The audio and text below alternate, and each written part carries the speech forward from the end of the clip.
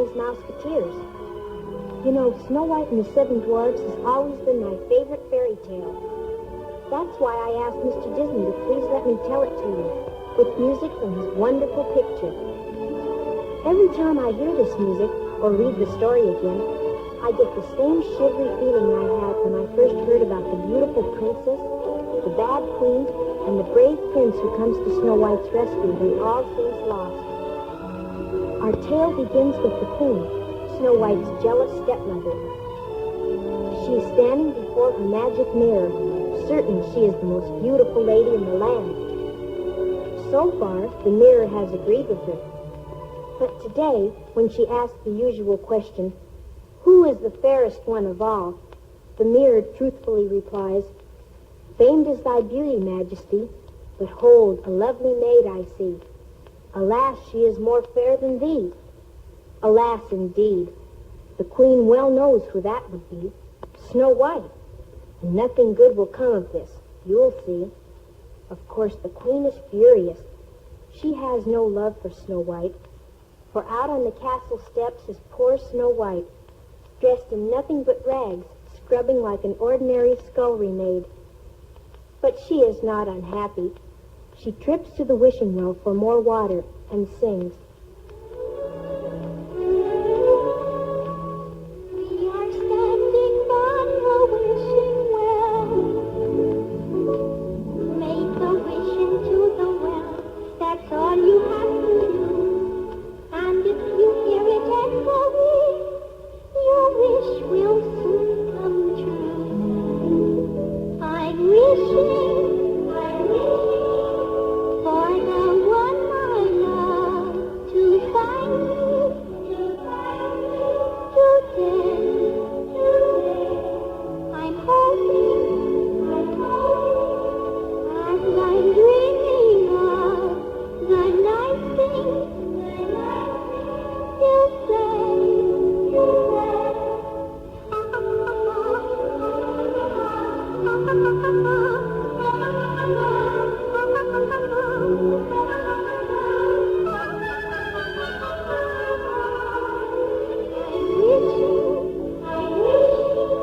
for the one I love to find me today.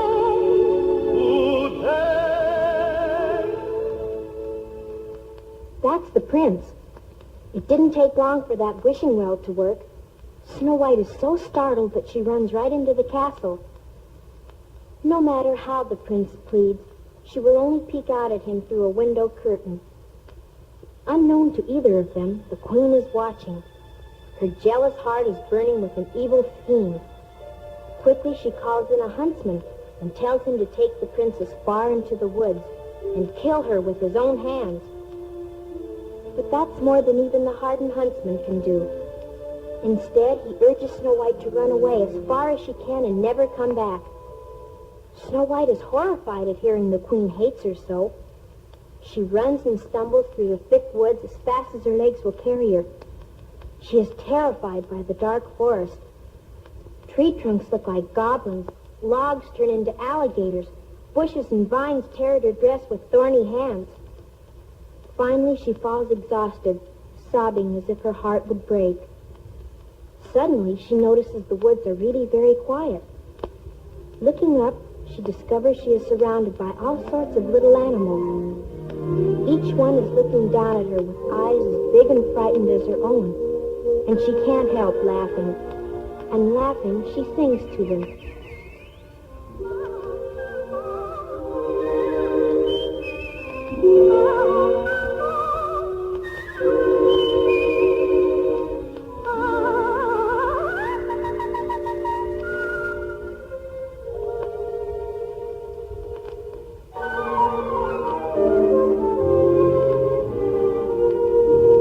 With a smile and a song, life is just like a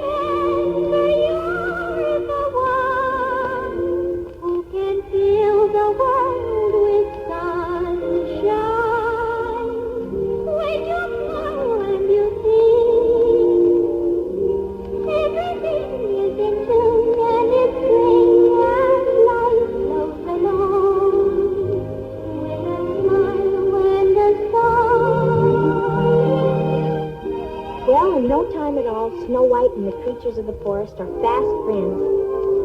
This is very fortunate, for if there's anything Snow White needs right now, it's friends and a place to spend the night. But Snow White's new friends soon solve her housing problem. One little bird tries to lend her his nest, but it's too small. So the forest folk lead her straight to a cute little cottage tucked deep in the tall woods. Although Snow White can't know this yet, it's the very house of the 7 dwarfs. What a mess it is inside, too. Too great a mess for even a tired little girl to sleep in. From the 7 little beds and the rest of the tiny untidiness, Snow White is certain the house must be occupied by 7 dirty little children. With the help of her new forest friends, she sets to work, cleaning up as she sings.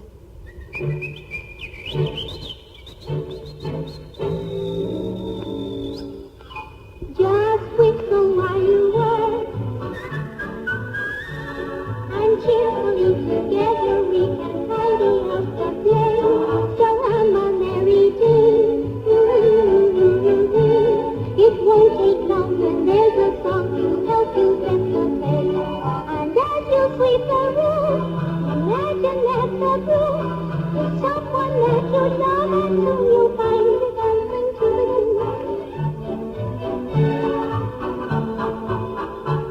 When hearts are high, the time will fly, so whistle while you work.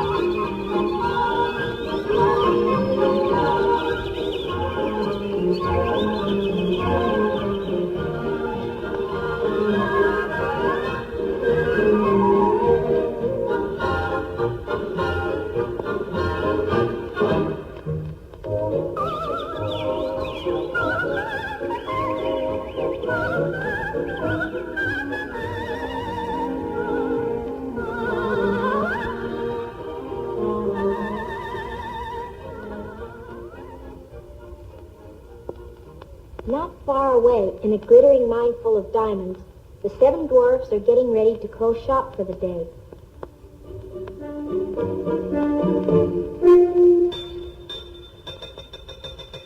Hi-ho! Hi-ho! Hi-ho! Hi-ho! Hi-ho! Hi-ho! It's home from work we go. Hi-ho! Hi-ho! Hi-ho! Hi-ho! Hi-ho! It's home from work we go. Hi-ho! Hi-ho!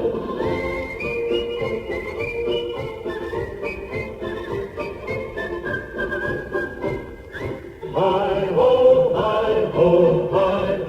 Hi-ho! Hi-ho! Hi-ho! Hi-ho! Hi-ho! Hi-ho! Hi-ho! It's home from work we go. Hi-ho! Hi-ho! Hi-ho! Hi-ho! Hi-ho! It's home from work we go. Hi-ho! Hi-ho! Hi-ho! Hi-ho! Hi-ho! It's home from work we go. Hi-ho! Hi-ho! Hi-ho! Hi-ho! Hi-ho! Hi-ho! Hi-ho!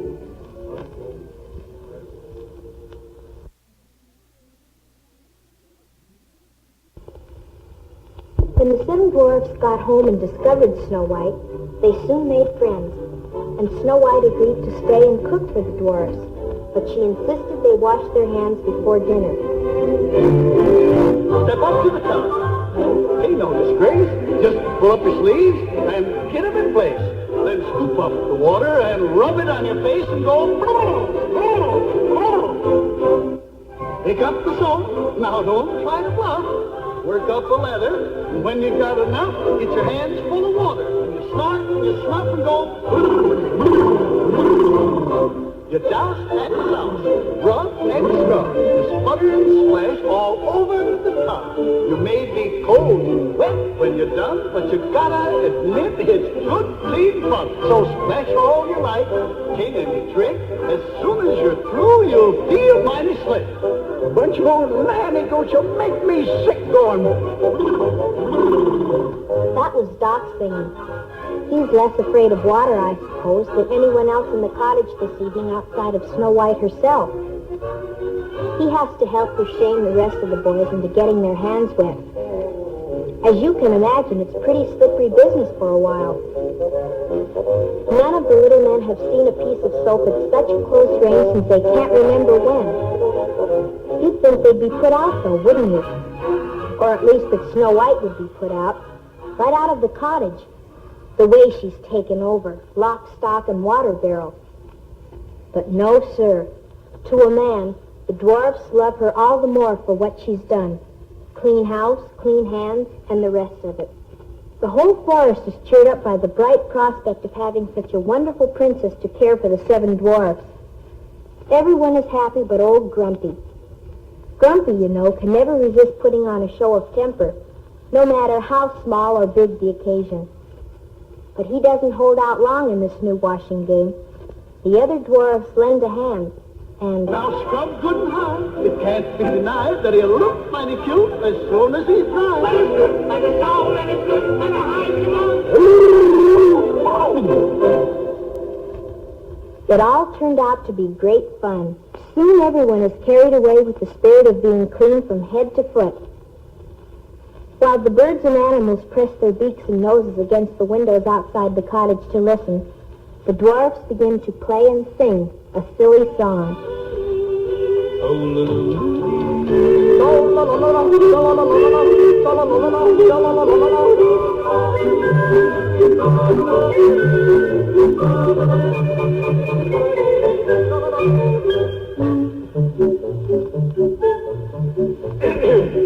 I'd like to dance and tap my feet, but they won't keep in rhythm. You see, I washed them both today, and I can't do nothing with them. That's happy singing, kids.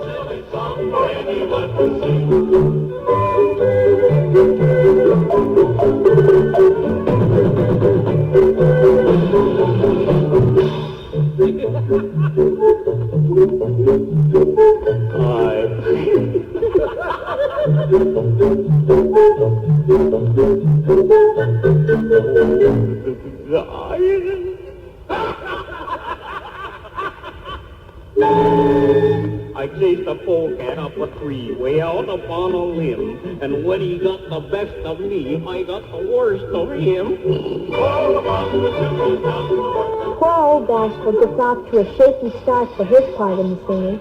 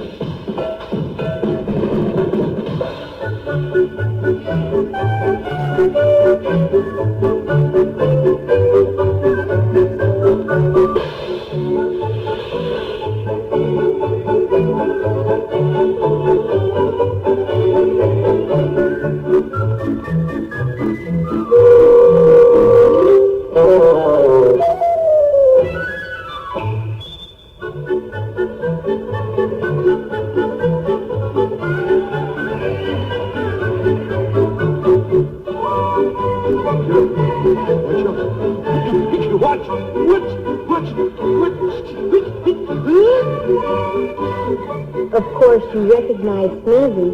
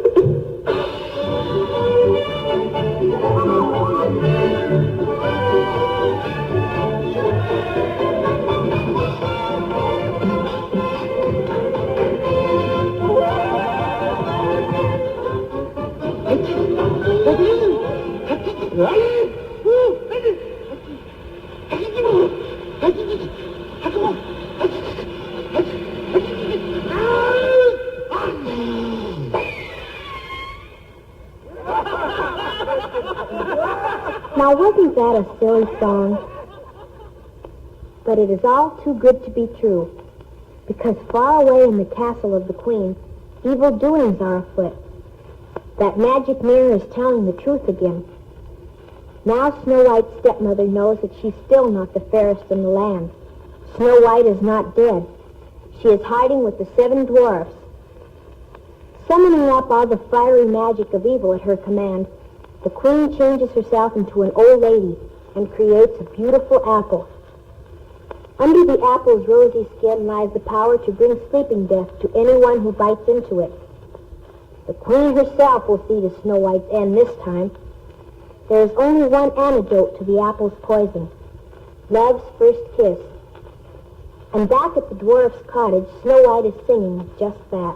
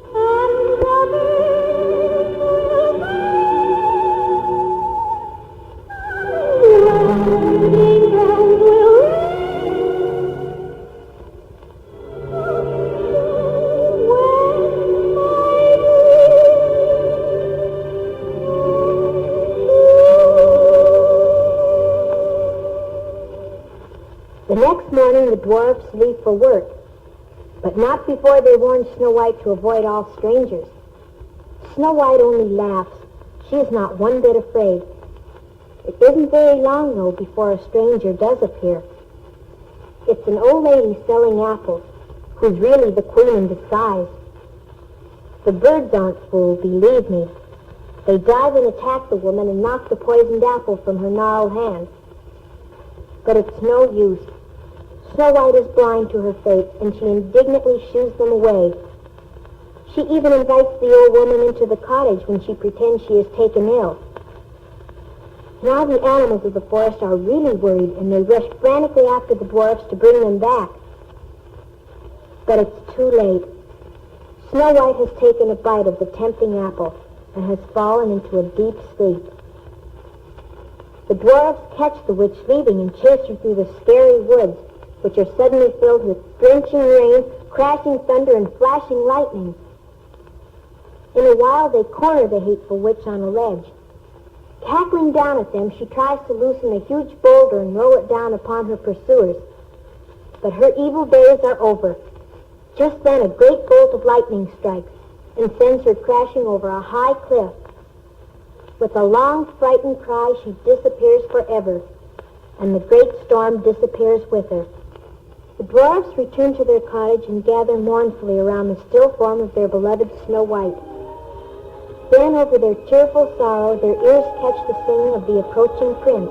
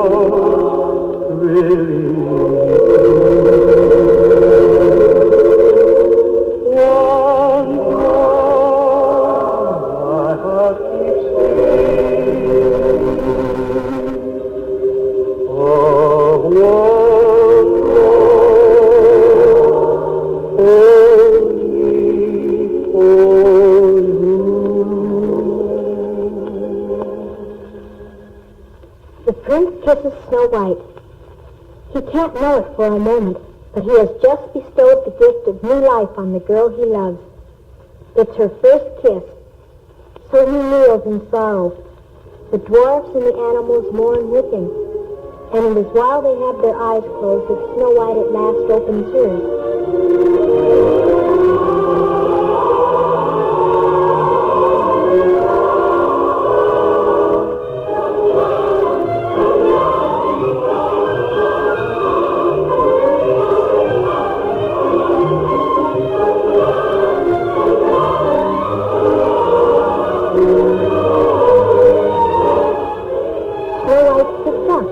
Instantly, the world grows brighter. She smilingly reaches out her arms, and the happy prince lifts her in his. The dwarfs are dancing and the animals jumping with joy. I guess there has never been quite such a wonderful occasion since. And so our story ends, as the prince and Snow White ride out of the wood and over the field, toward a distant castle where they will surely live happily ever after.